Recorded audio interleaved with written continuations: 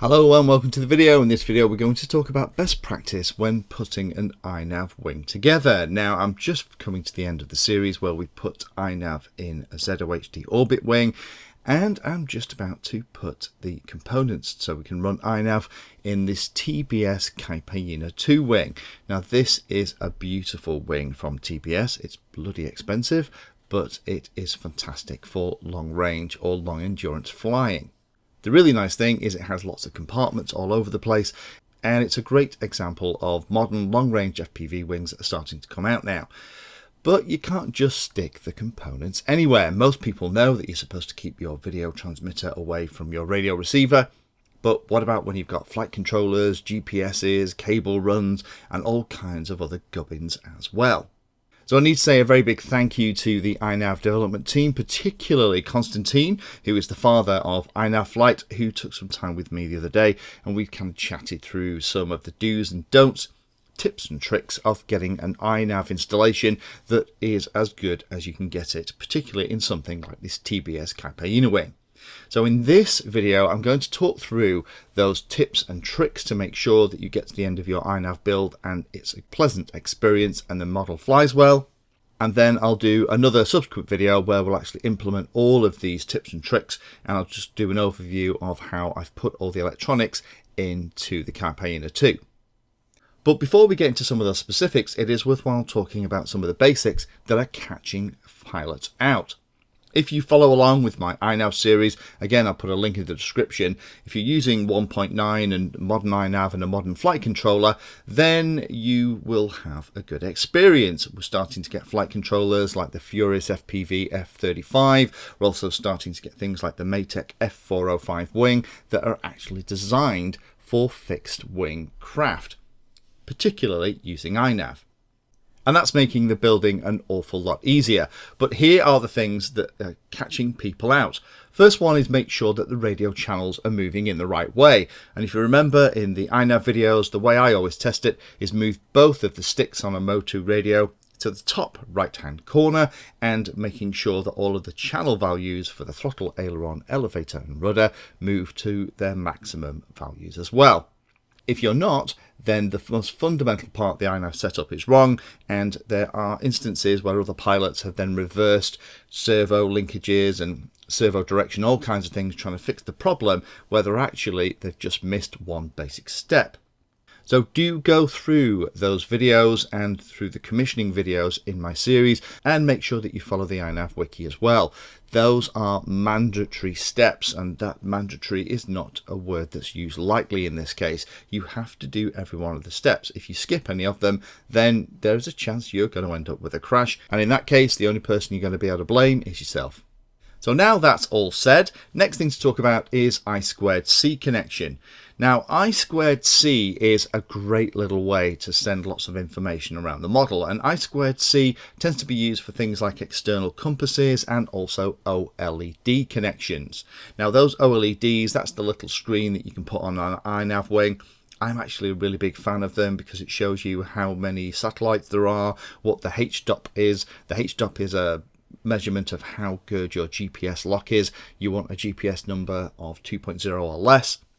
And it also shows you when it's armed as well. And if you have a model where you can arm it and the prop won't start spinning straight away, it's good to double check that iNav is initialized properly, the GPS lock has been done, and everything's all tickety-boo. And then when you flick that switch, you get a little armed notification on the OLED. But be careful with I2C connections inside fixed-wing models. It is very, very susceptible to noise. So ideally, any runs, if you're going to use it, need to be less than 10 centimeters. All of those big currents flying around inside wings tend to get picked up on I2C lines and can cause you a problem. Now, we don't need to use magnetometers on the majority of fixed-wing craft. However, the only real exception to that, I would say, is if you have iNav in something like a sailplane that potentially could actually fly backwards if it's going into a strong wind. In those instances, then actually popping a compass on is not a bad idea, because normally iNav will figure out its heading from a point-to-point system using the GPS location. If a plane is going backwards, then you need to be able to figure out that that's actually happening. Otherwise, all the heading information will be wrong, and things like the iNav return to home and navigation stuff won't work.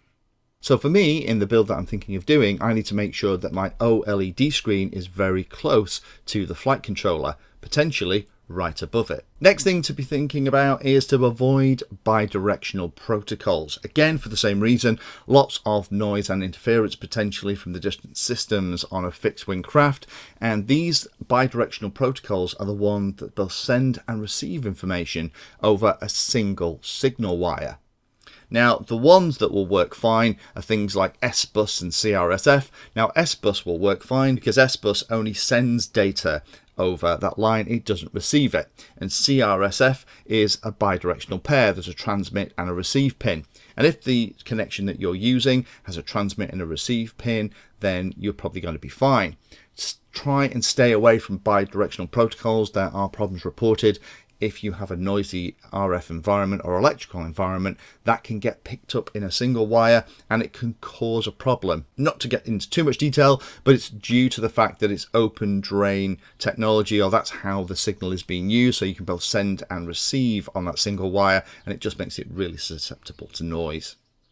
Next thing to think about is to use a separate battery eliminator circuit for the servos. Most common servos are running on 5 volts, but obviously you can get higher voltage servos as well.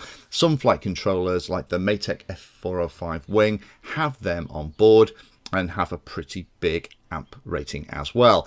And the reason to do that is that if you have a servo that encounters a problem and starts to pull an awful lot of current, then it doesn't pull the 5 volts that's powering the flight controller down to a level where the flight controller starts to reboot. Having that in the middle of a flight is a pretty disastrous thing to happen. Next comment is about the HD camera. Be really careful about the HD cameras. I'm not talking about GoPros here. Sessions in particular seem to be very good for this, but a lot of other non-GoPro HD cameras produce a lot of RF noise, and that RF noise goes straight into the model and can cause the kind of problems with those bidirectional connections, I2C pins and other things that you don't want. So as well as those issues, keep your GPS as far away from your HD camera as you possibly can. Keep the radio receiver as far away as possible. And if you are having problems where you're getting a fail-safe situation, the first thing I would do is, if everything checks out in terms of the wiring and the routing, I would remove the HD camera and try a test flight. I've heard of one instance where a pilot was fail-safing at 500 meters, removed the HD camera, and then successfully got 5+ K without any incident at all. So be wary of the HD camera and just double check if you're getting issues with range or with problems on your craft that that's not the cause. Next thing to talk about is to place the main components carefully. The main components, this is kind of standard received wisdom. There's nothing particularly new in here, but you want to place the flight controller as close to the center of gravity as you can. Now, the center of gravity in a plane is obviously going to be along the central body, usually, and it's going to be typically around 1/3 of the way along the wing. Now, iNav's been tested with flight controllers mounted at the very end of a wing just to see whether it would work, and it does, but it's not ideal. So always try and get your flight controller as near the center of gravity as you can. If it's not exactly on the center of gravity, if it's 3 or 4 inches away, it's not a disaster. Just if there's an opportunity to put it close to the COG, take it.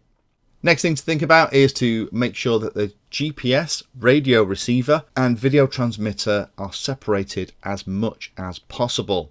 The receive wisdom is put the receiver on one wing and the VTX on another, and keep the GPS as far away from both of those as you possibly can. The GPS can go on top of the flight controller if needed.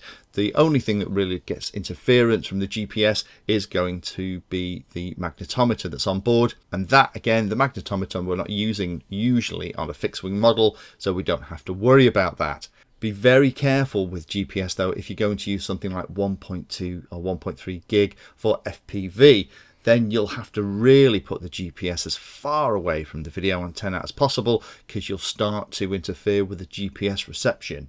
So with all of that stuff in mind, let me just show you what I'm thinking of doing with my Hyena 2 wing.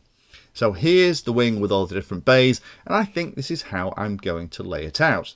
So starting at the left hand side, there is a pod for the video transmitter. So that is obviously where that one's going to go. So that means then my receiver needs to go in the corresponding pod on the other wing to be as far away from the VTX as is possible. The camera and the video transmitter, I want to keep those runs as short as possible. So the flight controller then needs to go into that bay that's on the same side as both the FPV camera mount and the VTX. So that's that sorted out for me. And the GPS can go on the other side of the wing in the other component bay that has that clickable lid. So that's sorted out as well.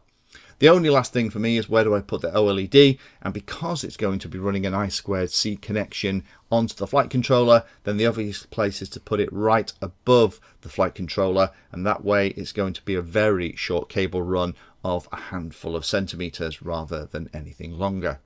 The only other thing I'll have to think about is running the positive wire from the LiPo battery in and out of the flight controller. I'm going to be using an Omnibus F4 all-in-one board for this build, and if I route the positive wire of the battery through it into the ESC, then I'll also be able to not only measure the battery voltage, but also track the current and milliamp hours being used as well for the on-screen display. So hopefully that's interesting for those of you that are looking into building iNav wings, or maybe have built an iNav wing and having a problem. Those are the most common hiccups that we make as pilots when we're using iNav. And again, a big thank you to the iNav development team for spending time and sharing their experiences of what is causing the community heartache with their technology. If you found that video useful or like the content, then please hit the like and subscribe button down below. If you want to go the extra step, you can become a Patreon of the Painless 360 channel and help provide support for what I do here. All the videos created here are put into playlists, so if you're interested in a particular topic, have a look at the playlist, and they all are organised in there to make them easier to use. If you're not sure if there's a video for your particular problem or topic you want to know more about, then add Painless 360 to the Google search term that you're interested in, and that should find the video, article or content about the particular thing that you're interested in having a look at.